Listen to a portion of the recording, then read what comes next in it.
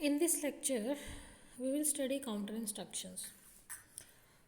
Similar to timer instructions, we have counter instructions also for programming of PLCs. So, counter instructions are output instructions which are used to count false to true range transitions. Means if the range condition is false to true, then we use counter instructions. So we know counter is used to count number of pulses in any or count number of events in any program. So uh, we have two type of counters. We can have counter in increment condition, that is called up counter, that counts from upwards like 0 1 2 3 like this, and we may have a down counter which is used to for counting decrementing counting like 9 8 7 6 like this. So these types we have counter instructions in up condition and down condition both. So for setting the counters, again we have some parameters, that are your accumulated value and preset value. Accumulated value is basically the counter from with where it will start. So you can say this is the initial value, and initial value we take from it usually 0. So accumulated value shows the current number of the counter. What is the current count, right? And preset value is the predetermined value which is set by a programmer. Suppose we want to count 10 persons in a room, so preset value will become 10. And when the accumulated value becomes equal to the preset value, then a status bit is set that is used to control the output device. Then output device will be controlled. Now similar to timer status bits, we have here two bits, that is counter enable bit and done bit. What is the function of counter enable? The counter will run, means it will start counting one by one only when the counter enable bit is set or it is 1. So this bit is set when a false to true range condition to the left of the counter instruction is detected, then and then the your counter will start running.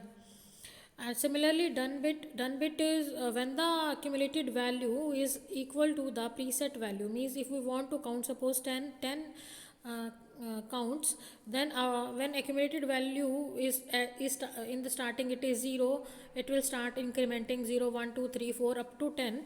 When it will become equal to preset value 10, then done bit will become 1, and in that case your counter will stop counting.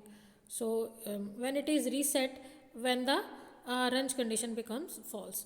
So maximum count value, suppose it is 9999, after maximum counter is reached, then your counter will reset to 0 again, it will start counting again. So to use the counter, we have two instructions, count up instruction and count down instruction. So how we represent in programming of PLC? So here we can say we have used the instruction CTU.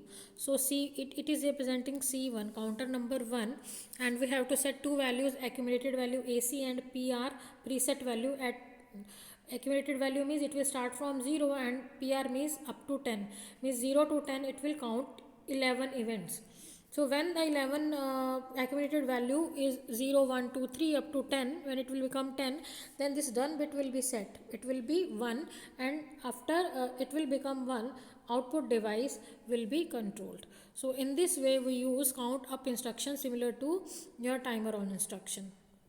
Similarly, we have count down instruction, which is used to decrement accumulated value on each false to true transition, right? So here suppose so it is written wrong, accumulated value should be 10 and preset value should be 0.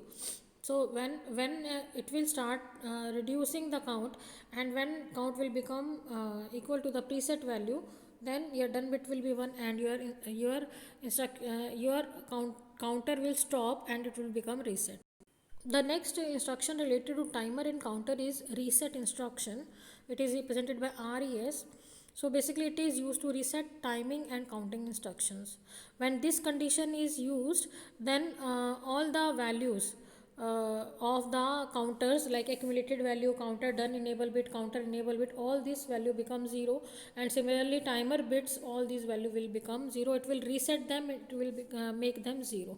So how we use them? So it is represented by the timer 1 is the timer number, and res we write here like this, so that your all bits of timer 1 will become reset or 0. The next control instruction is master control reset MCR instruction. This is an output instruction. MCR instruction is used in pairs, means we have to declare a MCR region, master control reset region. We have to write this MCR instruction like this. We write like this. If we start the MCR region, we have to give one more instruction in the end, and the in between the area will be controlled by MCR instruction. So they are always used in pairs. And the region between two MCR instruction is called MCR zone control. So using this instruction we can disable all the outputs simultaneously at the same time when the MCR condition goes off. So in MCR basically we are using two instructions in pair. One instruction is used to start the MCR zone at the input, and the another MCR is to end the zone. So for controlling ending the MCR zone, there is no need to give any condition for closing MCR. So all these instructions we have read is your reset instructions, master control instructions. All these were related to your counter instructions and timer instruction. So all this we have discussed about timer and counter instruction in this lecture. Thank you.